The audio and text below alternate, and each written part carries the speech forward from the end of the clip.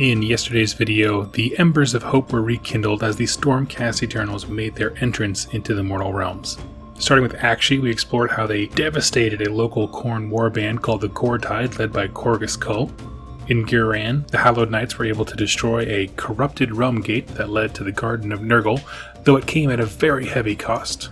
And in Caemon, Realm of Metal, the Celestial Vindicators were nearly wiped out to a man as they stumbled upon one of the greatest artifacts of the mortal realms, and that was Sigmar's own hammer, Ghal Maraz.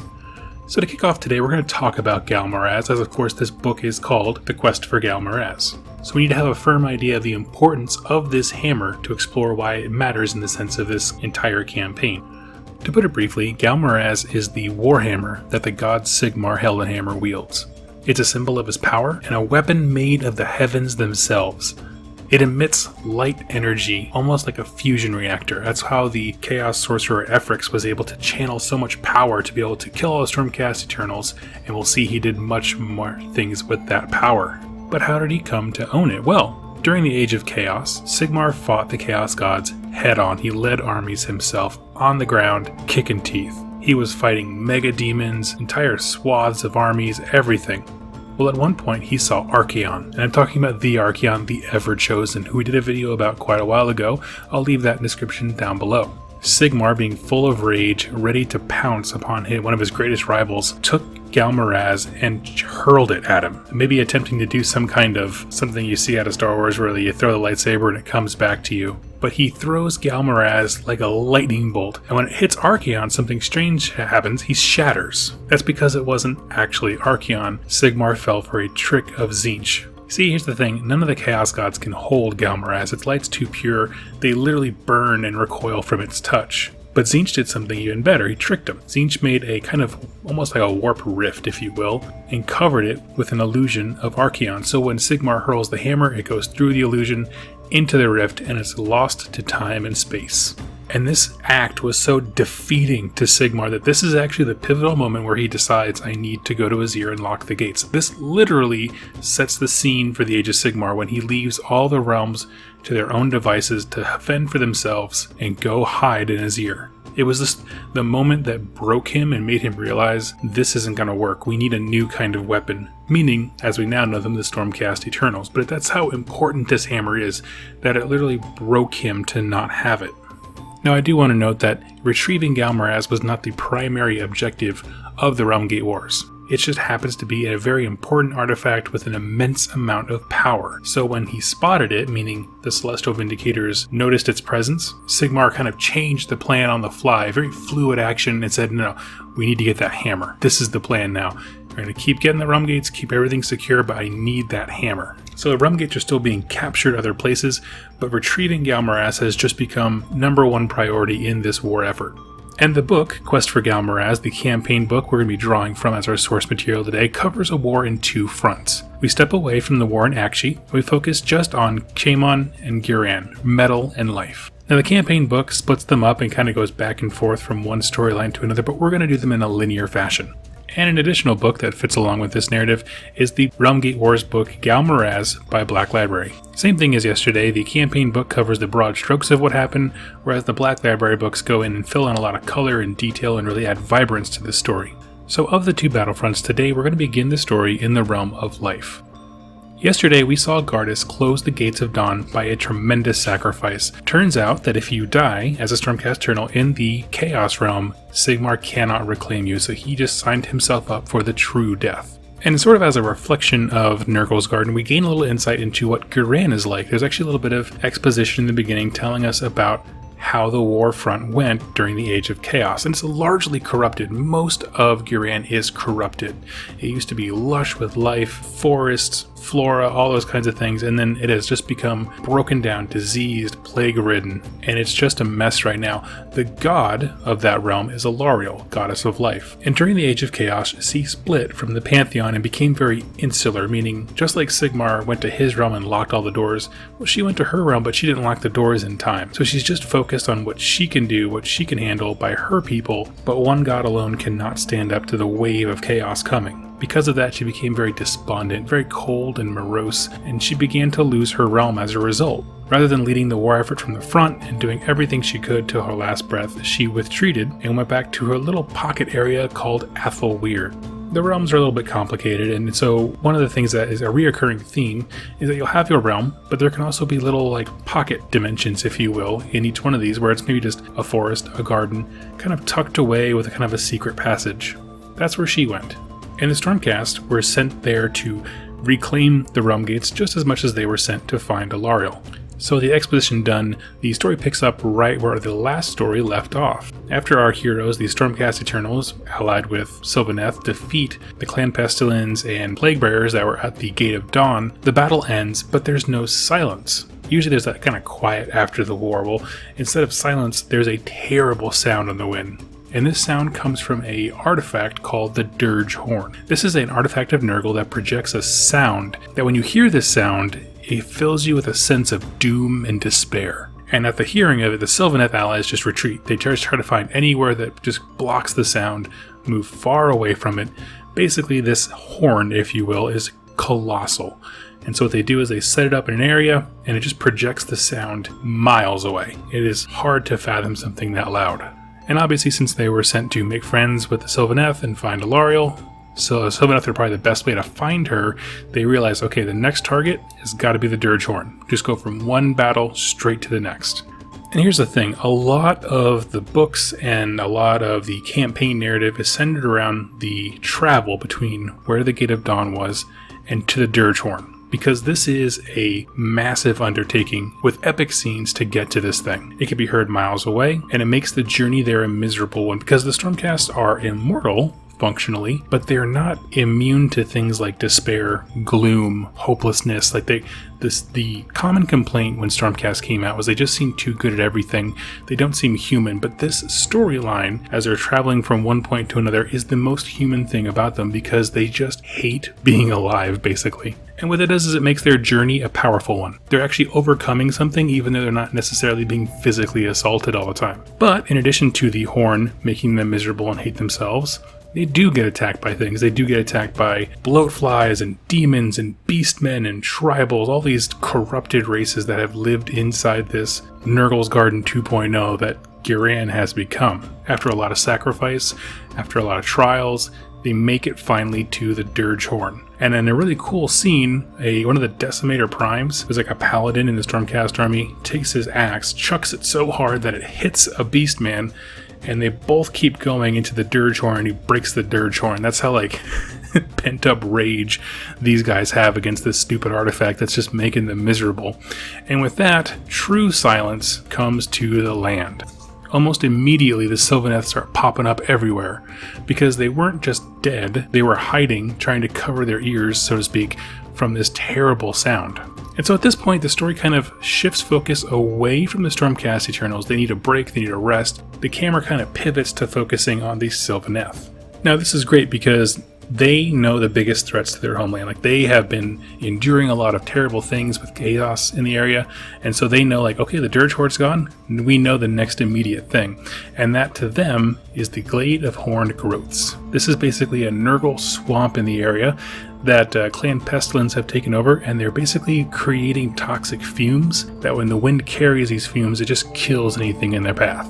The high priest in the area is Kratsik of the Red Boil, a Clan Pestilens little dude, and the Sylvaneth mount a huge attack. The language that they use to describe the trees coming out of the woods is just really epic, and it's a lot of fun to read. And during the battle, they're seeing that in the middle of the Glade of the Horned Growths, there is actually a Realmgate. But the Sylvaneth are preoccupied killing all the rats. They don't care about claiming Realmgates. That's the Stormcast job. These guys just want to get revenge. They want to shut down whatever's making the toxic stuff. Well, one person does care about the Realmgate, and that is a little gray seer that was following the Pestilens. And he goes over to the Realmgate and he starts praying. Apparently, this little gray seer had made pacts and deals with Nurgle and his minions before this whole campaign started, that if they ever needed help, they could be able to call in demons. So this little gray seer is trying to bring demons in, praying to the Realmgate, which I assume at this point is corrupted as a gateway to Nurgle's realm. and the gate starts to shudder, and the Grey Seer's like, yeah, they're coming to my aid. They're going to hold up their end of the bargain. The gate shudders, and out pops Gardus. Gardus Steel Soul comes out of the flippin' gate, promptly vomits. He's covered in filth. He's just totally nasty, but he survived running for days and days and days in Nurgle's garden without stopping, and while being tracked by the Greater Unclean One, Bolithrax. Now, the battle's not going well for the Sylvaneth, as Gardus can see from his vantage point, because in the time that he was running through the garden and then popped out of this gate, a bunch of Nurgle warriors showed up to help the Skaven. So promptly, Gardus whips out his sword and joins in the fight, because there's no rest. And at immense cost to the Sylvaneth, they're actually able to push back all the Nurgle forces. A lot of Tree Lord Ancients go down, a lot of Dryads go down, but they're finally able to push them away. Gardus finds the Lady of the Vines, the leader of the Sylvaneth group here, and he shares with her that he had a vision, that he knows where Alarielle is. And it just fills the Sylvaneth with so much hope that they can finally find their queen. However, lurking in the shadows is a Vermin Lord Corruptor, one of the big giant rats from the Pestilence line, and he's sitting there and watching because now he's going to tail them. This whole time during the Age of Chaos, they've been trying to find Alarielle. No one's been able to. They don't know where Athelweird is, but now Gardus is going to lead him directly to her. Now, Athelweird is a strange place. Basically, it is, like I said, a pocket dimension with only one door to access it. And the problem is, unbeknownst to him, there is a huge demon in front of that door. He's not guarding it, but to give you some perspective, I'll try to throw a map up here. There exists a river in Ghyran where anything the water touches heals. It's like full of life. It's just a life-giving river. And so the Nurgle forces were kind of bumping up against it, like nothing could get corrupted across it. Everything they tried to pollute it with just got purified out. And so what happened was this giant Great Unclean One, who is skyscrapers tall, he is probably one of the largest demons we've ever seen reference to, sits inside the river and promptly goes to the bathroom every couple of minutes, and it pollutes it, and then the river will start to purify itself a little bit, and then he'll do it again. So basically his job is just this constant corrupting force inside the water, which is super disgusting, but it gets the job done. Well, it turns out the reason that the water is so purifying is because that river runs directly from Athelweird, where Alarielle's life-giving presence is. So it makes sense that the water flowing out of it has such magical properties. Like I said, this is not a normal greater demon. This is massive. I mean, massive upon massive. And his name is Papa Grotesque. He is hulking. He sits in the river, corrupts it constantly. And they have a huge fight trying to get this guy, like, basically dislodged. The fight went on for quite a while, and eventually they're able to enter Athelweird. Now, the Stormcasts arrive initially looking for Alarielle, and they get savagely attacked by Sylvaneth. Remember, there's more than one faction of Sylvaneth existing in Ghyran. There's the ones who knew where Alarielle was, and they were her personal guard, and then there's literally everyone else across all the other mortal realms, because Sylvaneth are everywhere. But these strangers just popped up into what should have been the most well-guarded secret, so they immediately get attacked. Alarielle shows herself and says, everybody stop. Absolutely nixes the fight right there, basically tells them to turn around, and then they realize they're being followed by Nurgle, and Alarielle is livid because the Stormcast Eternals just led the enemy to her gateway. And when I say that Nurgle followed her, basically this is like the largest Nurgle army we've seen so far in the lore. It has the Glotkin, has Pestilence, Morbidix Twiceborn, Bolithrax. All these massive major players are following them with hordes and hordes of bodies to fight. Gardus tries to defend her, runs up and starts hacking and slashing at Bolithrax, and he gets his teeth kicked in, he gets his back snapped, his legs crippled. He's about to get basically devoured by Bolithrax when another Stormcast Eternal shoots an arrow and Mercy kills him, so he turns to lightning and shoots back to Azir. So Gardus, after surviving all of that, now got shot back to Azir. Promptly afterwards, Alarielle comes up and just decimates Bolithrax, destroys him in one shot with a spell. But something strange starts happening. I think it's because Alarielle is not focused on keeping the realm together anymore, but her little pocket realm of Athelweird begins to flood. Remember I said the river ran through it? Perhaps she was kind of containing it with her abilities. Well, now that containment is starting to fall apart, so the thing starts to flood and almost divide in two, if you can imagine a river running in the middle. And so the Nurgle forces are pushed to one side, and the forces of order, meaning the Sylvaneth, Alarielle, and the Stormcast Eternals alive, are pushed to the other side. And so this little area, Athelweird, is lost as the enemies get separated. And that is actually where the story in the Realm of Life ends this book. We'll do a recap at the end, but functionally speaking, this is the first god besides Sigmar that we've ever come across. She's mad, and she's got nowhere to run to. She has to fight at some point, which is going to set her up for one of the coolest stories in Age of Sigmar, but we'll get to that tomorrow. Moving over to Chemon, the Realm of Metal. We pick up where we left off with Ghal Maraz in sight. Sigmar knows where his hammer is, and he wants it desperately. And this whole place takes part on a cool part of Chemon called Anvrock, which is basically a series of floating islands that exist above the mainland. I'm going to take a quick minute here to kind of describe what the area is like. It's very important because it's a series of floating islands, like I said, with a river of liquid silver flowing between them. This silver exists because there is a star dragon amongst, kind of like a constellation, we would say, exists that's heating them up with its breath. This is the dragon known as Argentine. And it's this kind of mix of like myth and lore, but also there's just weird things happening and there's no better explanation, that kind of stuff. On the bottom is the mainland, Anvrock. It's the largest one. There's a huge city built there, lots of minerals and trade, things like that back in the day.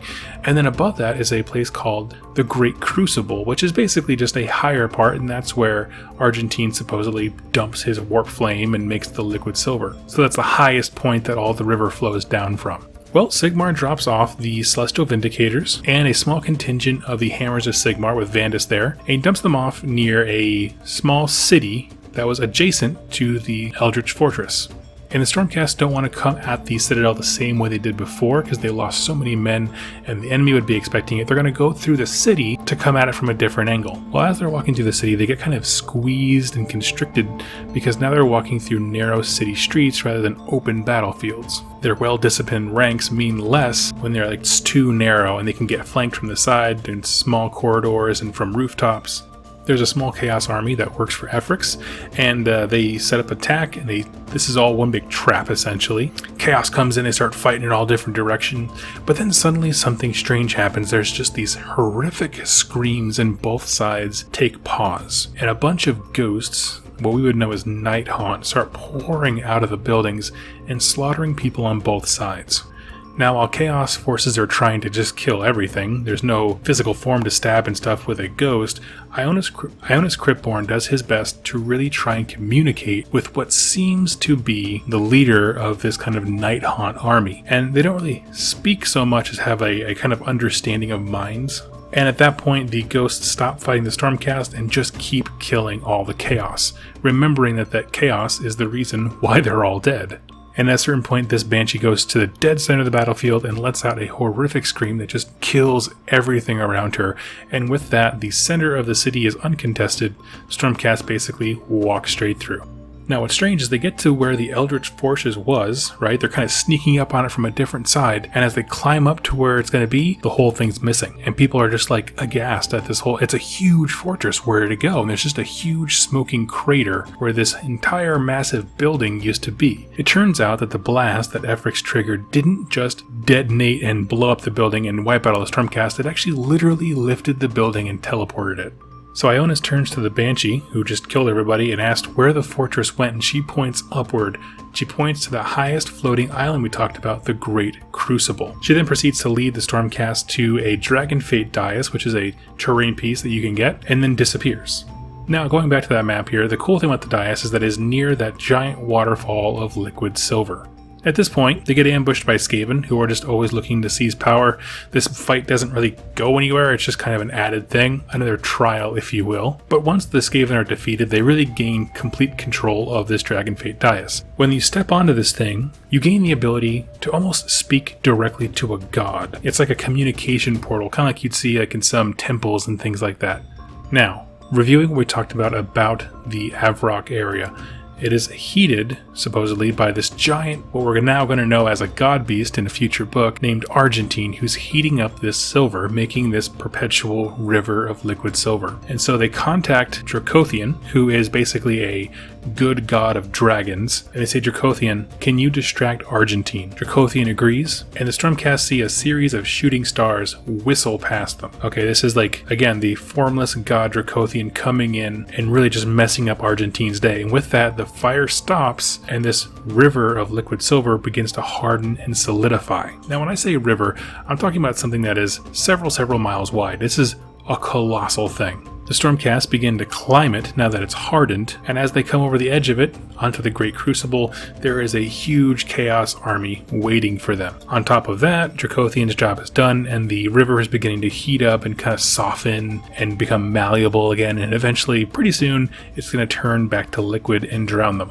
Coming up over the side, of course they had their fight with the Chaos Army, and they're trying to make their way to what is essentially a fortress/dock built into the side of this silver river. Smashing through the forces, they're able to pretty easily hit some of these forces really hard just because Stormcast are so well equipped, and the enemy on top had really underestimated them. They're not necessarily the same forces that were at the last battle. They assumed that the river would turn to liquid and just wash them all away, so they weren't really preparing for a whole lot.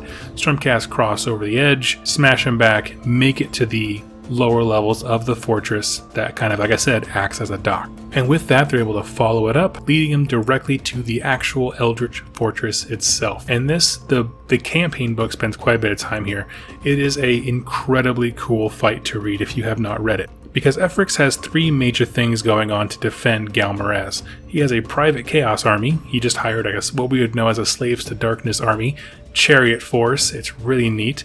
He also found Korghos Khul. He knows, like I said, he's a third eye and can tell when someone has a deep desire and things like that. He knows Korghos Khul has vengeance for Vandus, who is in this force. Like I said, small detachment of Hammers of Sigmar with them. Who better? And I know there's some conflicting thing. I mean, Khorne doesn't want to work with Tzeentch. All of that is put aside when a bigger threat presents itself, and that is exactly what they see in Stormcast Eternals. Now, the third part of this whole equation is that Kairos Fateweaver is there. Remember, the whole point of Ghal Maraz and them owning Ghal Maraz is to turn all the available realm gates in Chemon to the realm of Tzeentch. So of course it makes sense that he would send his personal emissary to make sure that gets done. And it is hard to describe the magnitude of this fight. Efrix uses his private army of chariots as a vanguard. Then when the Stormcast fight them and they're all bloodied and come to the center of the fortress, that's when these cellar gates open up and Korghos Khul and a whole wave of Khorne bloodbound just pour out in the center. Once they're out there, the heroes can look inside that center chamber and see that, oh, Ghal Maraz is down there, but it's surrounded by 9 Lords of Change, including Kairos Fateweaver. This is an unwinnable fight in terms of raw physical might, but the goal for the Stormcast Eternal is just to get the hammer. Someone just has to go and get the dang hammer. And so rather than having a protracted fight with their nice regiment formations and fighting in an orderly fashion, these guys form an arrow and go in a straight line straight for the hammer. And they keep getting blasted by magic attacks, by Khorne bloodbound throwing themselves. You got a chariot still going wild. At the very last minute, Vandus reaches out and grabs the hammer, looks up at the sky, and the last thing he sees is a white comet coming at them. And that is the end of Quest for Ghal Maraz. So, let's talk about that ending a little bit. In terms of the ending for Ghal Maraz, Sigmar just nuked everything on the top of the Great Crucible. He got his hammer, but to make sure it got home, he sent a meteor, some power of Azir down, wiped out the Stormcast, and brought them all back in the form of lightning. Now he has the hammer, and all the power and authority that brings with it. This is also the second time that we've seen Vandus die, and we're going to learn here pretty soon that reforging does have its costs. But the main goal is complete, and for right now, Sigmar considers this a major victory. Now, heading back over to Ghyran, Alarielle has been found, which is awesome, and they've made some great allies in the Sylvaneth, but they're in a very bad place. She intended to hide for however long, but now the fight has come to her, and so this is going to be the passing of the reins. Now Alarielle is going to become the main center of the next story. So friends, I hope you're enjoying this series. It's a lot of fun, a lot of work to go through these books, but I hope you do enjoy it. And by the end of this, I hope you have an understanding of how we got to where we are with all the forces that we now have in Age of Sigmar, especially the ones who came out in that first year during the Realmgate Wars campaign. Keep in mind that as this is going on, this is the time where we see the release of battle tomes like Sylvaneth with the new Alarielle model, Khorne Bloodbound stuff coming out, Stormcast Eternals obviously, and pretty soon we'll see things like Fire Slayers and Flesh Eater Courts and all those factions popping up as well. So friends, thank you all so much for watching. I look forward to seeing you in tomorrow's video. Thank you again, and happy wargaming.